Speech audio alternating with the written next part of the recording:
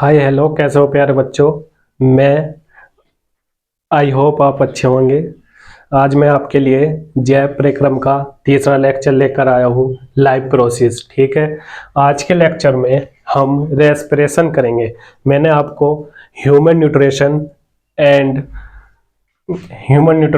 And और पेड़ पौधों के बारे में बता दिया था, किस तरह से न्यूट्रिशन यानी कि अपना भोजन कैसे प्राप्त करते हैं। ठीक है, आज के लेक्चर में आपको बहुत ही अच्छा लगेगा। आज मैं रेस्पिरेशन कराऊंगा, ठीक है ना। रेस्पिरेशन का प्रोसेस कैसे कैसे होता है। प्रोसेस में पहले ग्लूकोज का विखंडन पढ़ेंगे। विखंडन, ग्लूकोज का विखंडन। ठीक है, ग्लूकोज का विखंडन कहाँ के लिए जरूरी है।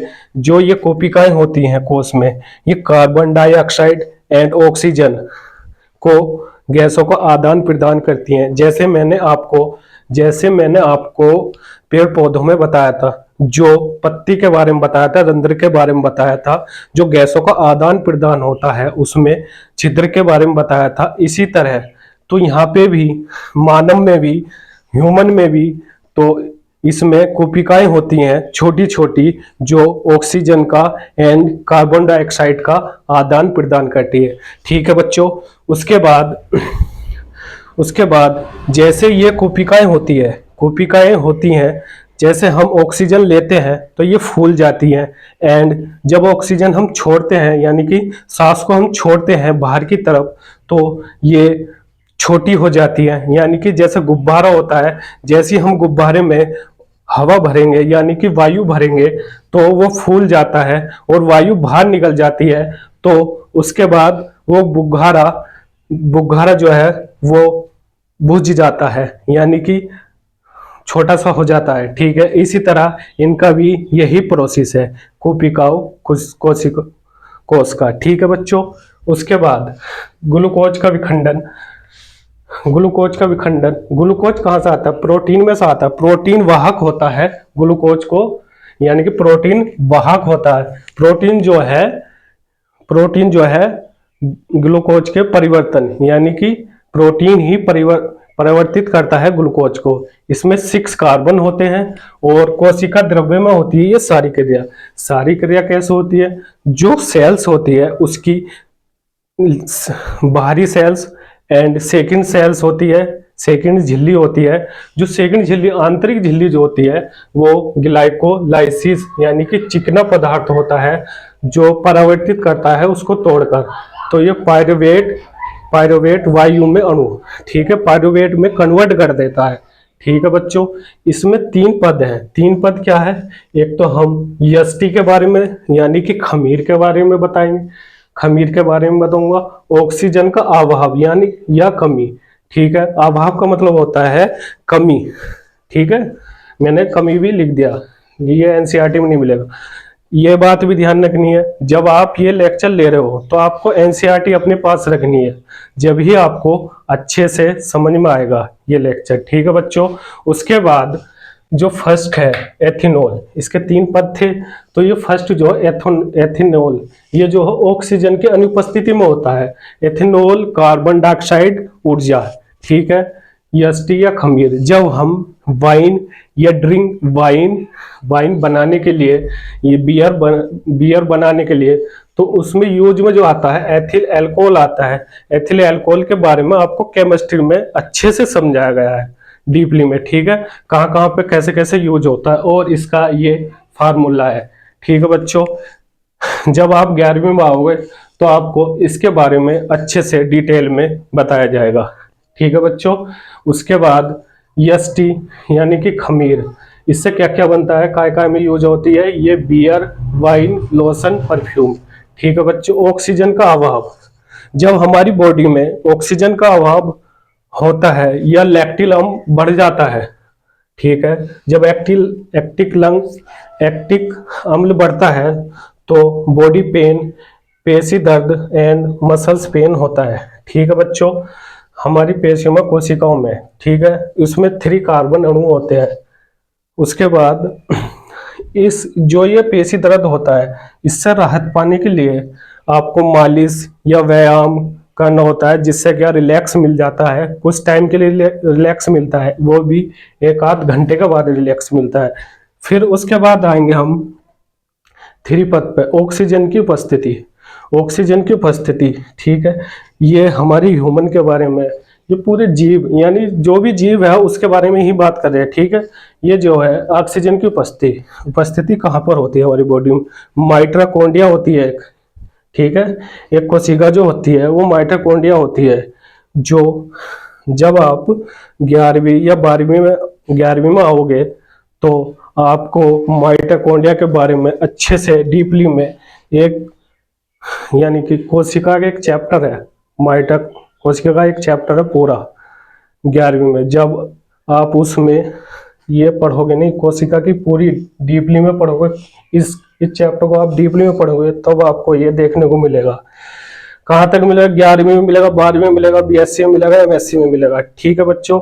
जो एटीपी है, एटीपी की एडोसिन, इसकी फुल फॉर्म जो है एडोसिन ट्राइफॉस्फेट है, ठीक है बच्चों। इसमें क्या होता है? कार्बन डाइऑक्साइड प्लस जल और ऊर्जा, ठीक है।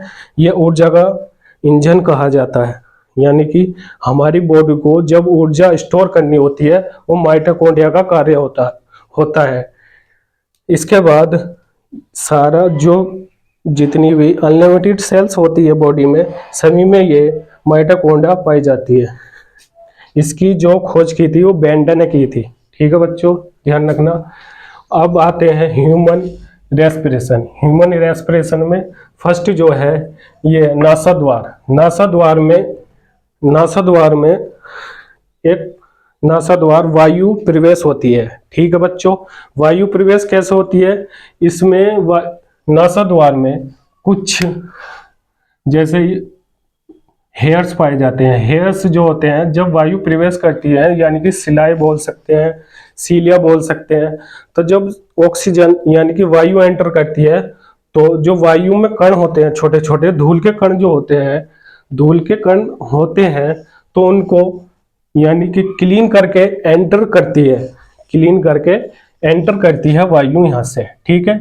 वायु को इसका नोज का जो काम, यहाँ का जो काम होता है नोज का, वायु को गर्म एंड नरम करके भेजती है, ठीक है।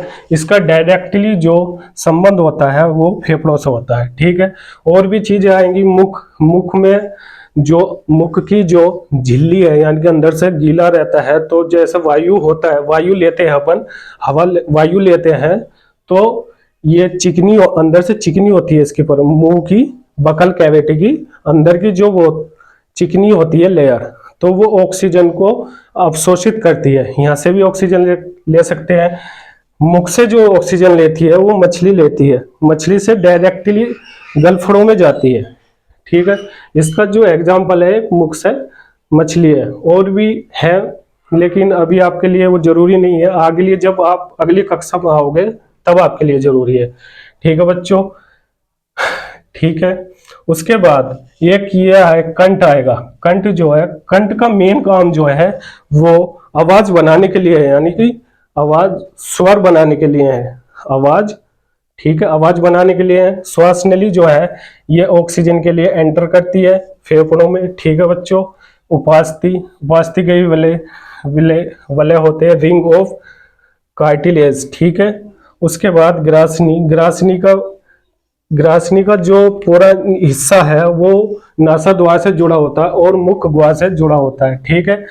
कुछ एक ये भी बात है, ये वक्ष क्षेत्र जो होता है वो अपना यहाँ तक होता है, ठीक है ना, पेट तक होता है वक्ष, यानी कि चेस्ट जो आता है वो वक्ष में आता है। 2 पार्ट में डिवाइड किया है अपनी बॉडी को, ठीक है। इन जितने भी ऑर्गन्स पार्ट को हम पढ़ेंगे, ऑर्गन्स पार्ट जो पढ़ेंगे तो वो वक्ष वाले आते हैं, चेस्ट वाले। श्रोणी वाले जो आते हैं वो नीचे होते हैं, पेट से नीचे, ठीक है बच्चों। ये बात ध्यान रखनी है, ये आपको आगे बहुत यूज मिलेगा इसका। ग्रहण क्षेत्र जो होता है वो नासाद्वार का बोलते हैं, ठीक है।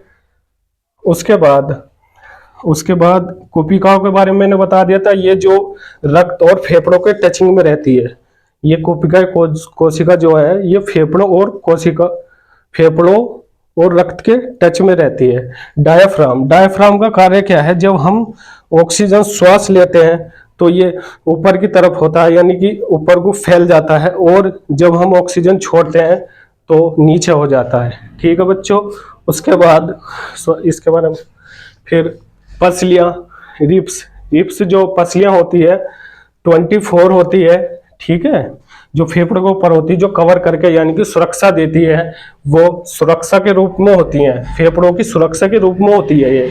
उसके बाद जब फेफड़ों की सुरक्षा में होती है तो 24 होती है और 12 एक साइड होती है, 12 एक साइड होती है। ठीक है बच्चों, मैंने आपको सारी जानकारी दे दी है, और आप ज़्यादा से ज़्यादा इस वीडियो को लाइक करें और शेयर करें, और अपने साथ में एनसीईआरटी जरूर रखें। एनसीईआरटी के बिना कुछ नहीं है। जब आप ये लेक्चर लोगे तो एनसीईआरटी साथ में रखोगे तो तभी आपके समझ में आएगा। ठीक है ना। जितना भी मैंने ये बोला सारा थ्योरी बेस्ड है। आप उसमें ये लेक्चर भी लेते रहे और थ्योरी भी पढ़ते रहो तो आपको, आई होप आपको बहुत अच्छे से समझ में आएगा। ठीक है बच्चों, आई होप आपको समझ में आया होगा। Bye bye, take care.